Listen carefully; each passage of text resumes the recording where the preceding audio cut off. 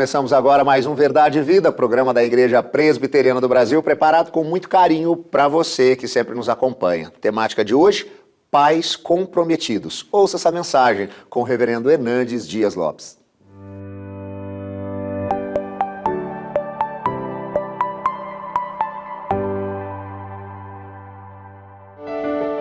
Que privilégio partilhar com você a preciosa palavra de Deus para tratar de um assunto da mais alta importância. Pais comprometidos. E nós vamos basear esta mensagem em Efésios capítulo 6, versículo 4. Vamos ouvir a leitura deste texto. E vós, pais, não provoqueis vossos filhos à ira, mas criai-os na disciplina e na admoestação do Senhor. A paternidade é a mais nobre e talvez mais árdua missão que o homem tem. É mais fácil ter sucesso fora dos portões do que ter êxito dentro de casa. É mais fácil ser um profissional de sucesso e ver a carreira decolar e granjear fortunas do que ter sucesso no lar, mormente, como pai. A história está pontilhada de exemplos de homens que foram heróis, que conquistaram medalhas de honra ao mérito, que ergueram troféus de grandes vitórias, que granjearam fama e acumularam riquezas, mas sofreram derrotas fatídicas e amargas dentro do lar. Poderíamos lembrar, por exemplo, a história de Davi, que foi o maior rei de Israel, um pastor, um músico, um compositor, um guerreiro, um estadista, um homem que conquistou as nações ao redor e construiu um grande império, mas perdeu seus filhos. Sofreu amargas derrotas dentro de casa. Poderíamos lembrar de Ezequias, o grande rei Ezequias, que foi um homem singular no seu tempo. Mas o seu filho, Manassés, foi o pior homem da história de Israel. Por causa dos seus pecados, diz a Bíblia, lá em Jeremias 15, de 1 a 4, é que o reino de Judá foi levado para o cativeiro da Babilônia. O apóstolo Paulo agora está tratando dessa matéria. E tem uma palavra para os pais. E diz: e vós, pais, não provoqueis os vossos filhos à ira, mas criai-os na disciplina e na admoestação do Senhor. A primeira coisa que Paulo destaca é o lado negativo. Os pais não devem provocar os filhos à ira. E como é que um pai provoca os seus filhos à ira? Primeiro, quando os pais não são consistentes. Quando o que eles falam não espelham o que eles vivem. Quando há um abismo entre o que fala e o que pratica. Entre o que se ensina e o que se exemplifica. Na verdade, os nossos filhos nos observam mais do que nos escutam. Se a nossa fala é destruída pelo nosso comportamento, os nossos filhos ficam irritados com isso. O papel dos pais é ser um espelho para os filhos. Um espelho não discursa, não grita, demonstra.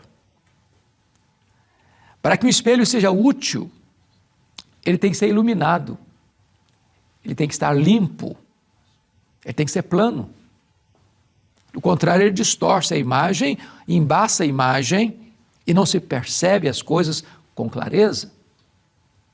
Quando os pais não vivem o que ensinam, Quando os filhos percebem que os pais são incoerentes, inconsistentes, eles ficam irritados. Como é que os pais podem provocar os filhos a ira ainda? Quando os pais comparam um filho com o outro, para privilegiar um em detrimento do outro. Esse foi o erro, por exemplo, de Isaac e Rebeca, que tiveram 2 filhos gêmeos, e o Isaac gostava mais do Esaú, a Rebeca gostava mais do Jacó, e em vez de eles costurarem amizade entre os irmãos, provocaram uma guerra dentro de casa, que se prolongou nas suas futuras gerações. Preste bem atenção nisso, os nossos filhos não são iguais. Você pode exigir dos seus filhos o mesmo empenho, ou você não pode exigir deles o mesmo desempenho. Tem personalidades diferentes, tem dons e talentos diferentes. Às vezes, para um filho, basta um olhar, para o outro, você precisa pegar mais firme. Então, se agir de maneira inadequada, os filhos vão ficar irritados. Agora, depois de tratar desta questão, porque lá em Colossenses, capítulo 3, versículo 21, Paulo diz assim: pais, não irriteis os vossos filhos, para que não fiquem desanimados. Quando os pais irritam os filhos, às vezes com palavras duras, com críticas sem contrabalancear isso ou equilibrar isso com elogios, os filhos ficam desanimados. É importante dizer que os filhos precisam de exemplo mais do que de palavras, de presença mais do que de presentes. Mas agora, Paulo vai tratar do aspecto positivo. E ele diz: não provoqueis os vossos filhos a ira, mas criai-os. Essa ideia de criar é de formar. Preste bem atenção nisso. A responsabilidade da formação dos filhos é dos pais, não é da escola, não é do Estado. Quem dá rumo para filho, quem planta valores, princípios para os filhos, não é o Estado, não é a escola, é a família, são os pais. Então os pais é que criam os filhos. São os pais que colocam princípios e valores que devem nortear a vida dos filhos. Está escrito lá em Deuteronômio, capítulo 6, a verdade maior da fé judaica, que nós chamamos de Shema: ouve, ó Israel, o Senhor nosso Deus é o único Senhor. Não há outros deuses, só o Senhor é Deus. E essas palavras que hoje eu te ordeno estarão no teu coração, e tu as inculcarás aos teus filhos, falando pelo caminho, andando, ou deitar, ou levantar, na dinâmica da vida. O que está no seu coração, você vai semear e semear e semear, você vai inculcar. Isso é formar, dá trabalho, exige tempo, exige exemplo. Mas Paulo diz assim: criai-os na disciplina. E o que significa isso? Significa que filho precisa de normas, de preceitos, de regras, de princípios claros. Claros. Em outras palavras, filhos precisam de limites. Nessa geração, onde parece que os pais perderam o controle e os filhos é que mandam, os pais ficam reféns, os filhos ficam sem controle, não tem limites. Filho que não tem limite vai dar dor de cabeça amanhã. Os pais precisam saber que horas vão, aonde vão, com quem vão, o que vão fazer, que horas voltam para casa. Ah, mas isso é cafona, isso é jurássico, isso pertence à era vitoriana, nós vivemos no tempo da modernidade. Não. Princípios são necessários.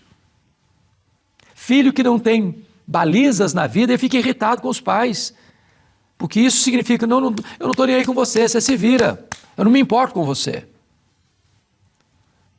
Pais precisam dar limites aos seus filhos. Os filhos precisam saber o que é certo, o que é errado, o que pode, o que não pode, o que deve, o que não deve. Essas leis, essas normas, esses princípios precisam estar claros.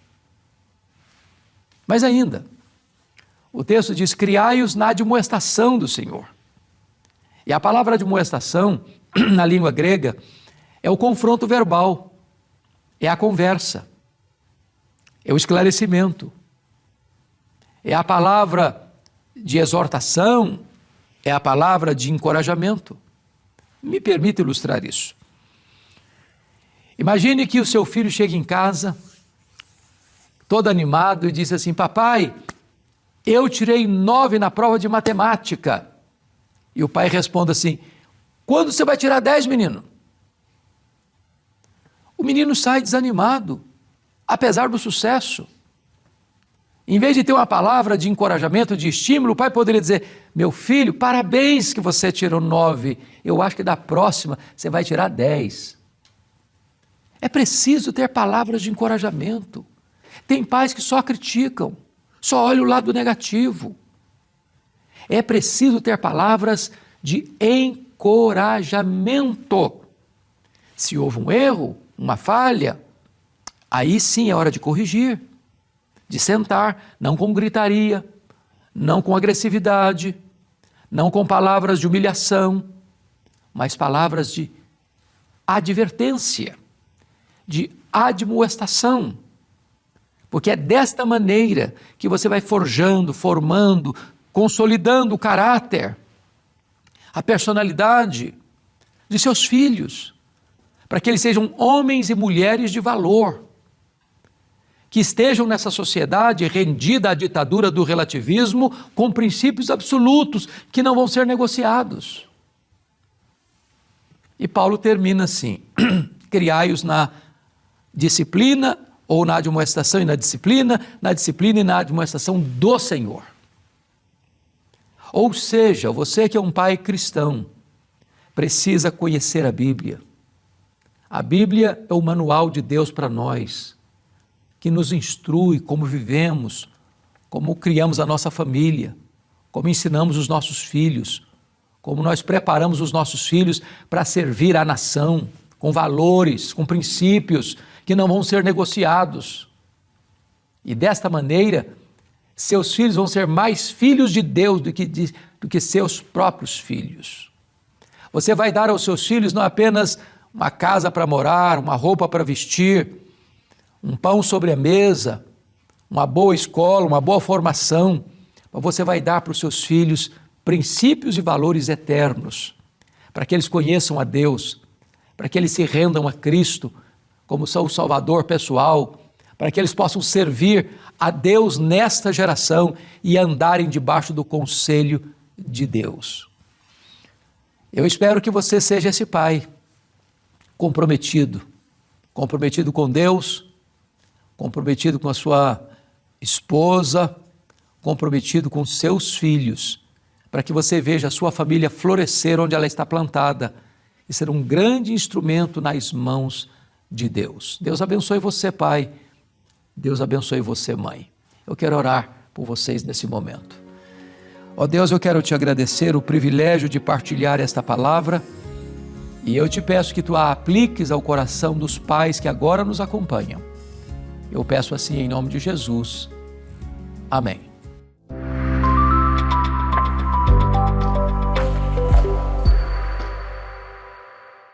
Chegamos ao final de mais um programa Verdade e Vida. Espero que você tenha sido ricamente abençoado.